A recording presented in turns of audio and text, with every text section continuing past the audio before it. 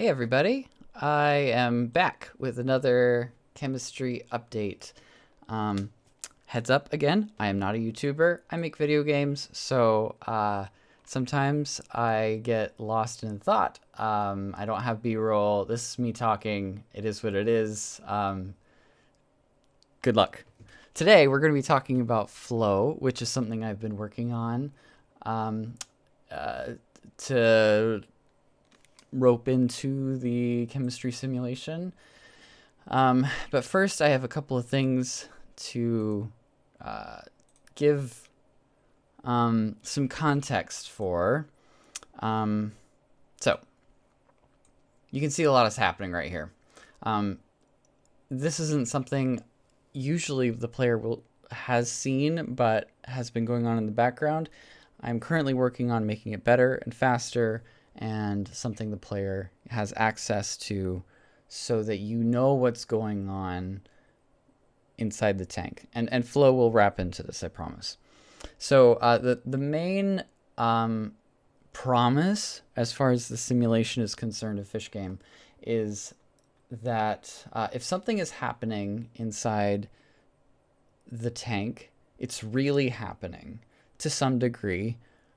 And the reason that's important to us is because it provides a rich set of connections between things that exist in this ecosystem. So you move a rock over a plant, and the plant is starved of light, or maybe it needed shade and is happier for it. And there are simple ways to do that, where you just like make a line go up from every plant and ask if it's touching something. But I like the idea of it going toward the light bulb of whatever equipment light you have, and asking the question, how many leaves have I gone through to get to that point?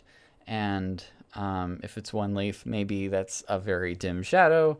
And for boring reasons that I'm not going to go into here, modern rendering techniques don't give you access to the strength of a shadow, even though we probably can see it. The game cannot see it. It doesn't know that's happening.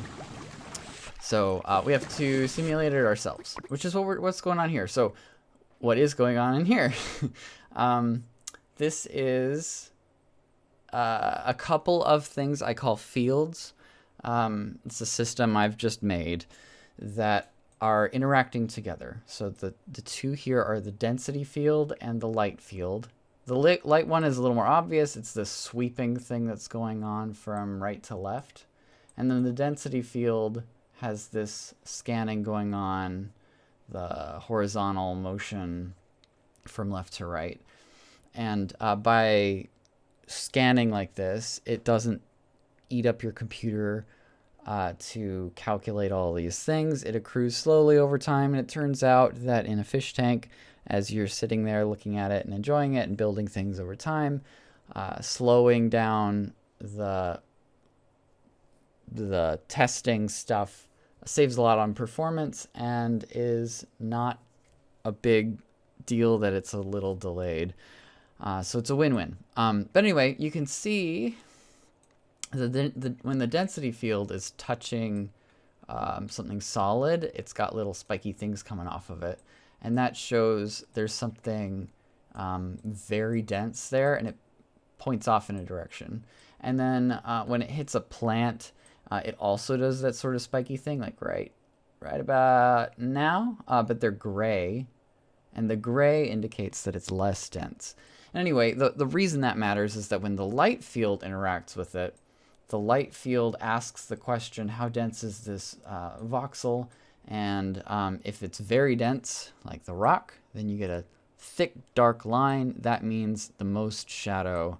But if we had a bunch of, like if this was a jungle scape, all the leaves would slowly filter to darker by the bottom, which I probably should have shown, but I'm not a YouTuber and there is no B-roll. So this is what we get. And honestly, it's not the point of what we're doing. There's also some neat stuff that I'm very proud of, but that is not interesting to most people, but I'm going to show it anyway because I'm proud of it. So when you move something, it automatically realizes there's a change in that area, And aside from the other scans, it like halts the big tank scan to focus on just the space where it's been moved to, so it very quickly finds the new stuff. It should be, what matters to the players, to you, is the change should happen more immediately, whereas before it was like sit still for 5 minutes and eventually it'll catch up, which is confusing at best. So anyway, you can see it's moved, and now the light field is noticing that it's different because the density field's changed. Now you have a different shadow. Okay, those are the easier to understand ones, which is why they're first. But now let's talk about flow. So flow also has all of those lines. And just for understanding what we're looking at here, let's turn off the light field and the density field just for now. So what's happening right now is that on my cursor, I've attached a jet, and it's just shooting out from the direction I pointed. And we can make it go faster or slower. And the idea is that it's let's say you have a, let me turn off for a second. Let's say you have a very powerful Hob filter, and it's just honestly too powerful for the tank you're currently in. That should be a bit of a problem, and oh gosh, I've lost it because it's, there we go. Because you want to size appropriately for the tank you're in. So it's just shooting down and then getting pushed off to the side, and then you can see a bit of a vortex happening, and it's pushing things off to the side. And the field system is managing that. Now, it's a bit heavy of an operation, so you can see nothing's really changing much. So once it's figured out where it is, I will stop simulating the fluid, and now it costs nothing at all. It's just sitting there, looking like everything's in motion, and the game is very optimized for that reason.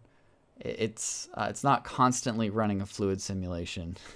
For anyone who's been on the Discord, you know I have every now and again say I'm tempted to do a fluid simulation, and I won't do it. Well, oops, I did do it. But I've gotten around that by saying, wait a minute, we don't need to be always running a fluid simulation. We can turn it off sometimes.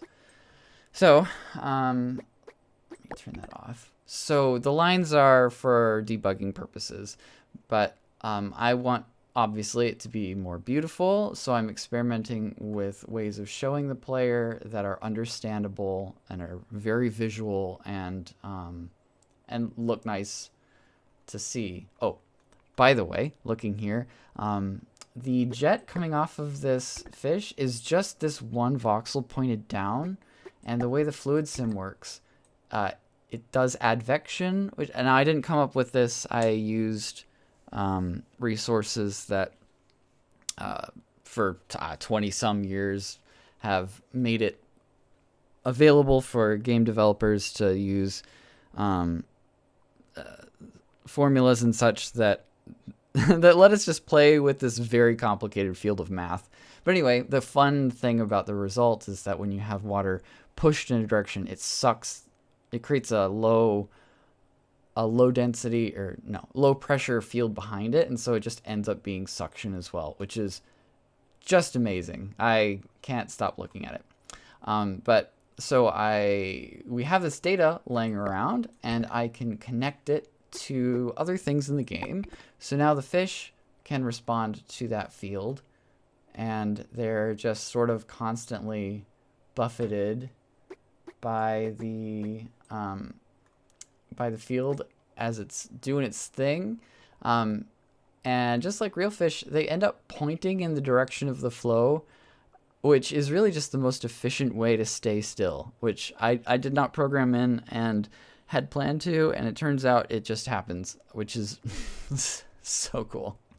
So anyway, some fish swim slower, and they're just going to have trouble fighting that. And Aaron has done a wonderful job of filling out for every fish in the game, how they feel about flow and how it will affect them. Thank you so much, Aaron. And their stats in the future will show how they feel about this. Some will seek it out, like, for example, Hillstream Loach. They need it to get the oxygen they need, and so they grab something within a space that has high flow, and they're going to be very happy there. And they'll be less happy in a tank without flow. So it adds a new layer of combining factors within a tank to find the perfect balance of whatever all the fish in there need. So let's see, what else? I think covered that. Oh, also, so we have this field automatically getting changed as we move things around. So why don't we move some things around? We'll put a rock here, and then in just a moment, the density field's going to update.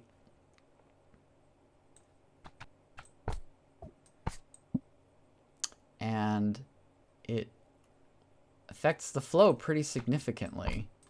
So what this means, I'm excited about all the technical stuff, obviously, because I made it. But what this means from a gameplay perspective, I gotta clean that up, that's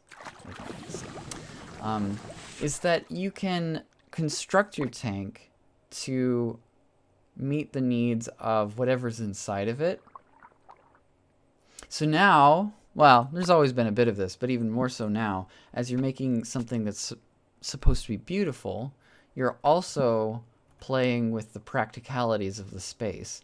So let's say you don't want a lot of flow, but you do want a lot of filtration. You have a big filter, and it's doing a lot of water motion. Well, you can isolate the flow by, let's say, building a place where the outflow doesn't affect the rest of the tank so much. And suddenly, you have some practical solutions. Or maybe you want it to come out a bit, just not so strong. Or you want to create an interesting nook, whatever.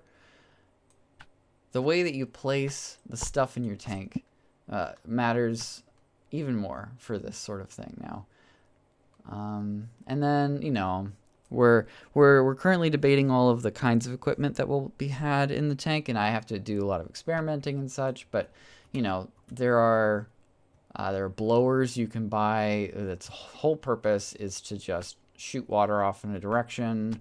So you attach it to the glass, right, and it shoots off to the side. And then over here on the left side, maybe you have a filter blowing down, and then a sponge filter that's sucking in. Perhaps the heater has a small amount. Where'd you go?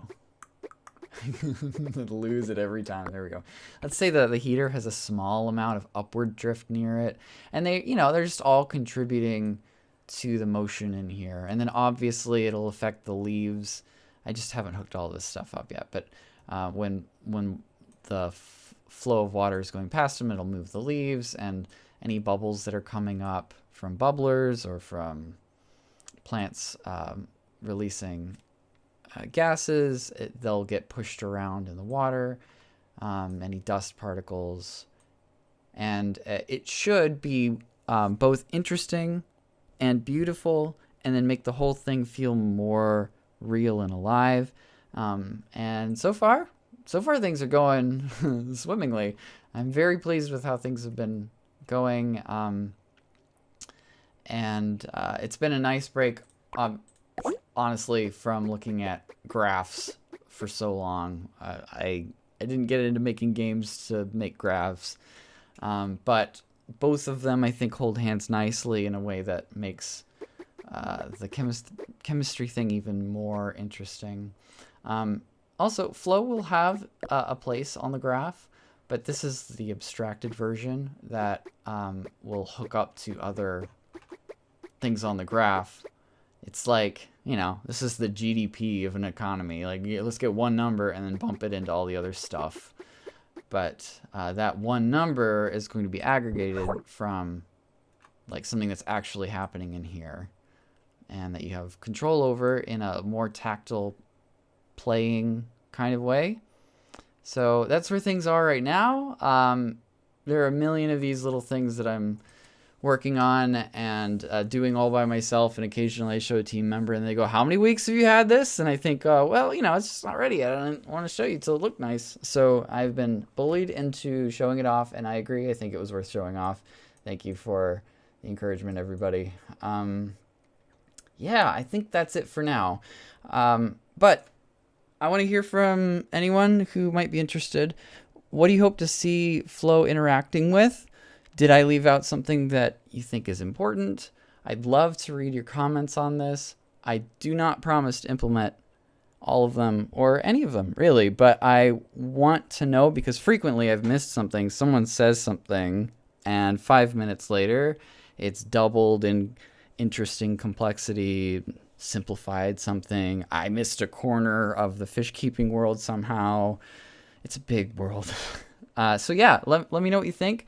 Leave us a comment wherever you happen to be looking at this. I promise I read all of them. It's probably a bit too much, and sometimes I have to back off because I'm reading too much. I need to work on the game, but I will read it and I will probably respond.